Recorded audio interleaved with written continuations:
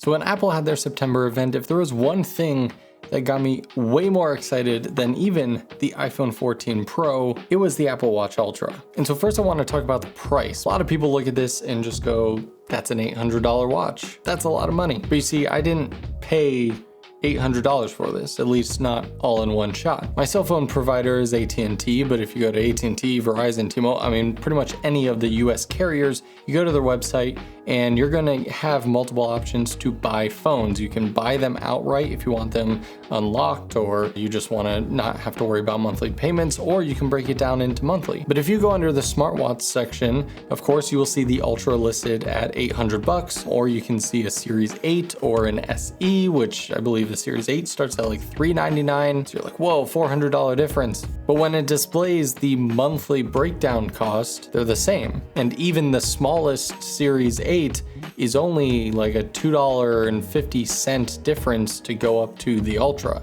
It's the reason that I get a 1 terabyte iPhone 14 Pro Max or a 2 terabyte iPad Pro. Yes, you're still paying the very expensive price, but my iPads I hang on for a number of years, watches I hang on to for a number of years. I know in most of the world you just have to like pay the dollar amount for the device, and in a lot of countries it's even more expensive. But at least here in the States and maybe some other places, you do have some more buying options to make it more palatable. So let's talk about the design of this watch. I'm obsessed. I always like to say I'm a Lamborghini guy, not a Ferrari guy. And the reason I say that is not because I think one car is inherently better than the other. I don't know cars well enough to actually debate that. But when it comes to the aesthetics, Lamborghini tends to have very sharp and straight lines, and it looks like spaceships to me. Whereas Ferrari tends to go more that old Johnny Ive aesthetic where everything is more round and has a lot of curves to it. I've been loving the recent Apple design language of sharp straight lines on the phones, iPads, computers. And so once I saw the like rugged, bulkier, sharp edges of the Ultra, I was instantly in love. And everyone's talking about how much bigger this is than the previous series or the Series 8 or something. But to be honest, the only time that I was like, whoa, this is pretty thick, is the first moment that I put it on. Within like 30 minutes, I didn't even notice the size. I haven't like bumped it into things more, hasn't gotten in the way of typing more. It literally just feels on my wrist the same way my Series 3 or 4 did. And I love the flat display. To me, it makes it so much more usable, whether you're typing or just going to edge on different applications. Now the bands, I loved seeing all the new band options, especially the fact that they were made for specific professional athletes. I'm sure those who use them in those extreme environments really appreciate those different designs.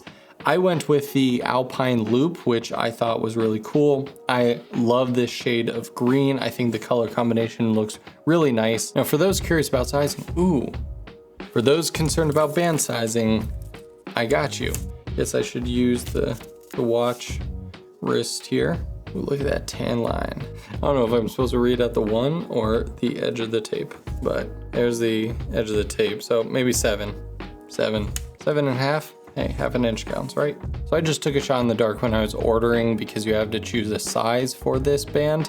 And I believe I went with the medium, green Alpine Loop medium. And it fits great. Taking it on and off does take a little bit more work. I'm still finding the best way to do it. To take it off, I just grab around the frame of the watch and then kind of pull up because the bar here has to work over top of the grooves. So that takes a couple seconds. And then to close it, you kind of just pull up on it, kind of slides up, so you kind of have to adjust it and then kind of hold the bar and pull down. So it's not a huge annoyance, but it's definitely not as fast as the Sport Loop or some of the other ones where you just like slip it on and it's good to go within like 2 seconds. I'm sure if I were to time myself putting on all the bands, this probably would be one of the slower ones, but nonetheless, I still love this band. One of the things I was curious about the band is, since it's fabric, when you go swimming with it or when you get it wet, how fast is it going to dry? And I didn't exactly time it. I wasn't finding myself being annoyed hours later because I'm,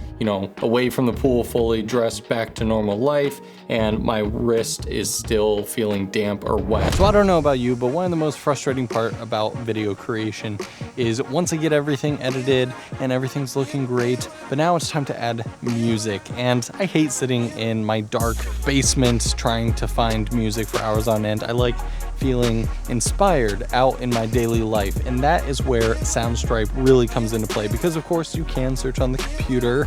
You know, they have a very nice website and interface to do that, but I much prefer using their brand new apps, which is now also on Android. They have released it, and so for both iOS and Android you can download the Soundstripe app. You can check out their entire catalog, you can create playlists, you can actually download the music files straight to your phone, and that way you can easily send them to your computer, so that way once you need to finish your edit, you can do that.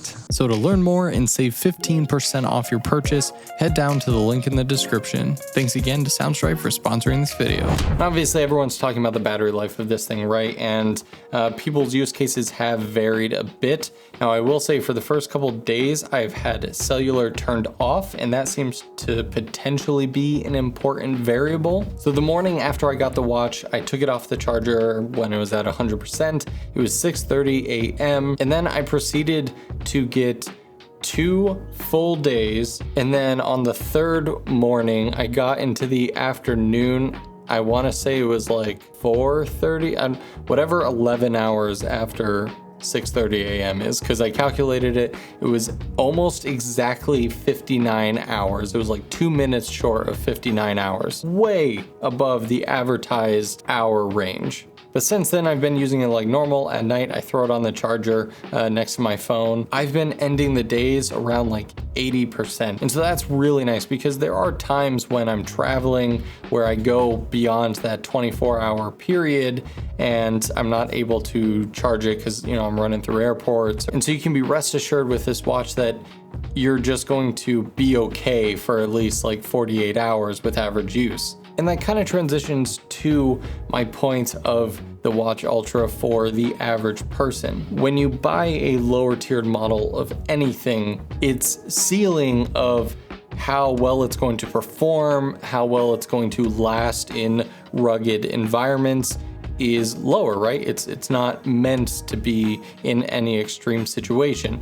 And so us average, you know, active people are going to kind of fluctuate here, and there are moments where you're kind of getting kind of close to that line, right? You know, maybe you're going swimming and it's your first time scuba diving. You're not a pro, but it's your first time. And so you have to think, okay, well, the Apple Watch Series 8 is only, you know, rated to, you know, a handful of feet. You know, is it okay? And it's IP68, so it's up to 30 minutes. How long am I going to be going? You have to think about all that. Or I'm going to be traveling for the next couple of days, so is the battery going to give me? I got to make sure I have my watch charger at the top of my backpack so I can charge it for a few minutes in the airport. Those average scenarios where you're kind of reaching that limit of some of the other watches.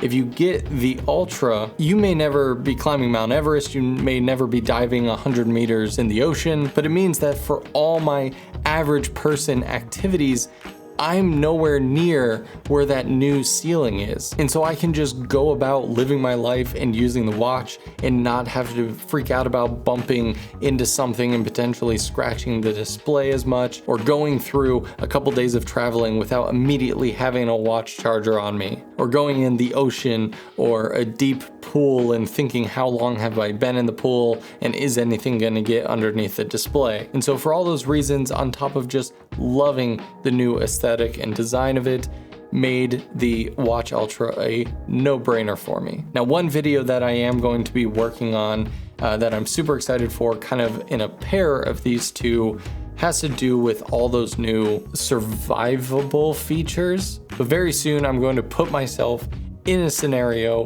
where I may need all of those features of the loud siren, the backtrack, the GPS locating of the phone. And so make sure you're subscribed so you don't miss out on that very fun video. Anyways, I'd love to hear what you guys think about the Apple Watch Ultra. Did you pick one up for yourself? How are you liking it? Are you still on the fence between some of the other models or a totally different brand of watch? Let me know. Otherwise, thanks so much for watching, guys. See you in the next one.